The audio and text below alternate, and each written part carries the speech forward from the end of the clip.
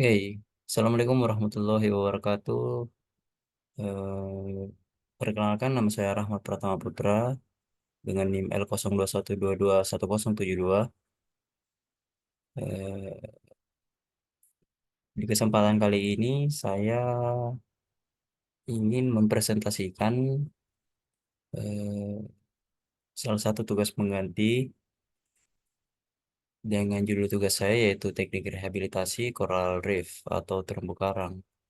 Jadi sebagai pengantar saja, di sini saya ingin menjelaskan apa itu terumbu karang.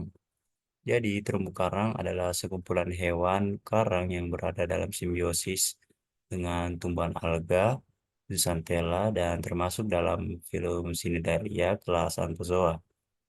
Kemudian memiliki tentakel, terus koloni karang itu terbentuk oleh ribuan hewan kecil yang disebut polip, yang dalam banyak spesies berkembang menjadi koloni.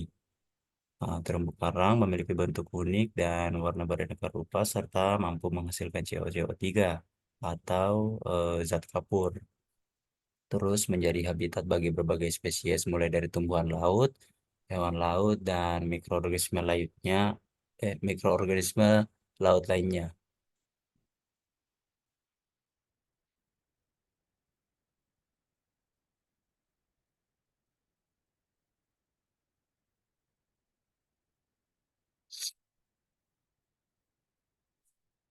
Nah, kemudian apa sih itu teknik rehabilitasi? Jadi pada terumbu karang ya khususnya. Jadi teknik rehabilitasi pada terumbu karang itu melibatkan serangkaian langkah yang dirancang untuk memulihkan, untuk memperbaiki kesehatan dan kelangsungan hidup bagi si terumbu karang. Kemudian teknik ini tuh mencakup berbagai macam pendekatan, mulai dari pengelolaan lahan, pengendalian populasi, pemulihan lingkungan, hingga pengembangan ekonomi.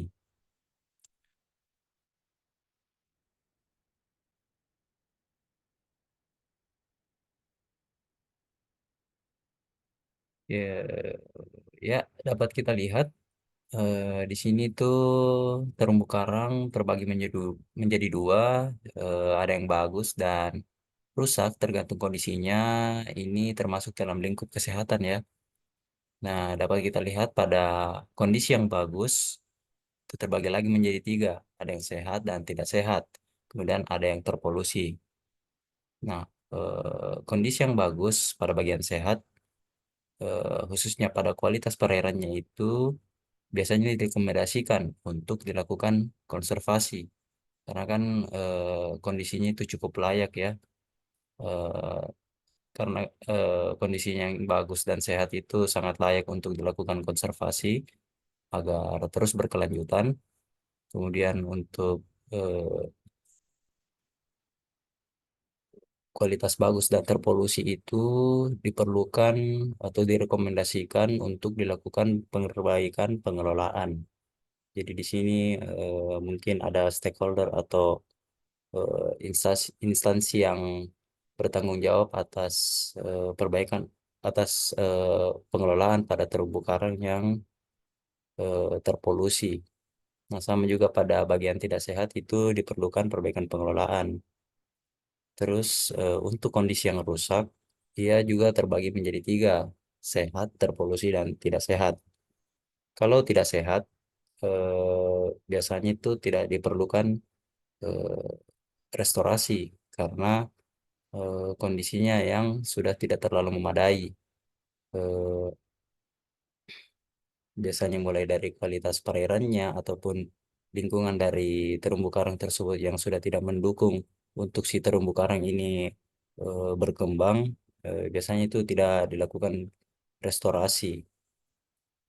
Eh, saya kurang tahu, tapi mungkin saja bisa jadi eh, dilakukan pemindahan pertumbuhan dari si terumbu karang ini ya, mungkin diambil fragmennya atau diapakan untuk dilakukan pertumbuhan lagi, tapi di tempat yang berbeda dengan kualitas air yang memandai. Terus ada yang terpolusi, ini juga sama, tidak perlu dilakukan restorasi karena kemungkinan bisa terjadi pencemaran pada kualitas perairan perairan di daerah terumbu karang yang terpolusi. Nah, pada bagian yang sehat itu sendiri, khususnya kondisi rusak, itu diperlukan restorasi karena eh, di sini kondisinya itu hanya rusak, akan tetapi fungsinya itu masih dapat berjalan dengan normal, dapat bertumbuh dengan baik dan mampu eh, mampu menyesuaikan kualitas perairan yang ditinggali oleh si terumbu karang. Dan susentilanya itu masih berada pada terumbu karang tersebut. Nah, restorasi ini diperlukan untuk memerlukan pengaplikasian restorasi yang disesuaikan dengan kondisi lingkungannya. Selanjutnya, nah, dapat kita lihat di sini ada tiga contoh pengaplikasian yang dapat kita terapkan pada eh, kondisi kondisi terumbu karang yang kondisinya itu sehat, akan tetapi eh, terdegradasi. Nah, ini ada artificial reef, kemudian ada biorok, dan transplantasi karang. Dapat kita lihat gambarnya. Terus untuk yang selanjutnya, nah ini juga beberapa teknik rehabilitasi atau teknik restorasi yang dapat kita lihat. Ada reef ball, ada eco reef, dan rock file. Nah, selanjutnya ada tabel di sini ya. Di sini membahas kondisi dan ini penyesuaiannya. Nah, kalau kondisi dan kesehatan terumbu karangnya itu rusak dan sehat, dapat kita terapkan teknik restorasi yang tipe artificial reef. Kemudian untuk lokasi penempatannya itu biasa dilakukan di batas bawah terumbu karang atau reef base. Kemudian gobah ada pantai berpasir dengan keterangan fungsi fisik perlindungan pantai ekologis untuk rekrutmen biota habitat bagi kelompok ikan. Jadi ini semacam manfaatnya. Terus kondisi dan kesehatan terumbu karang yang kedua itu ada rusak, sehat, dan tidak sehat.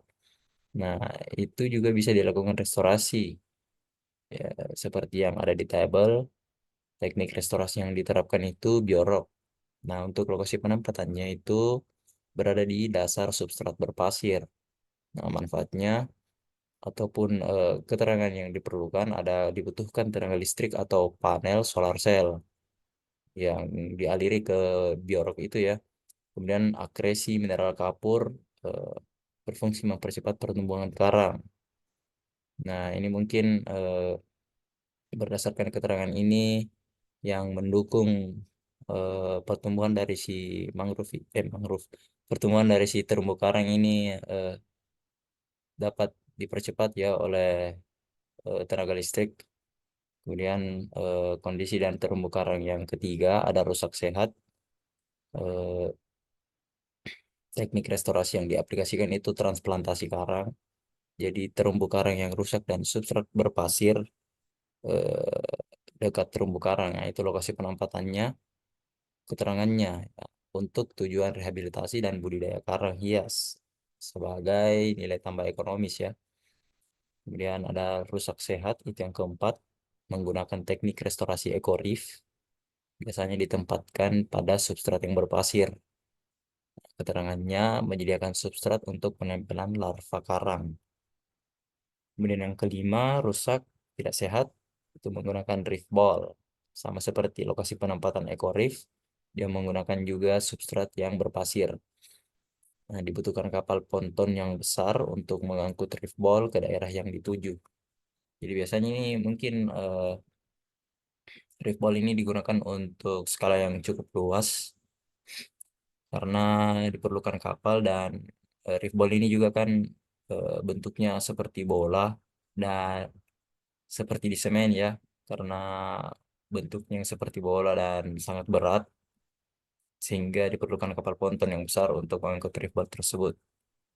Nah, selanjutnya yang keenam, rusak sehat menggunakan teknik restorasi rock file dengan lokasi penempatan daerah relatif terbuka atau arus yang tidak terlalu deras.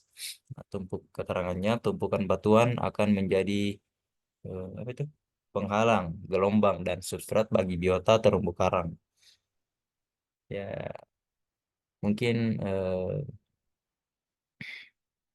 nah sekian presentasi dari materi saya.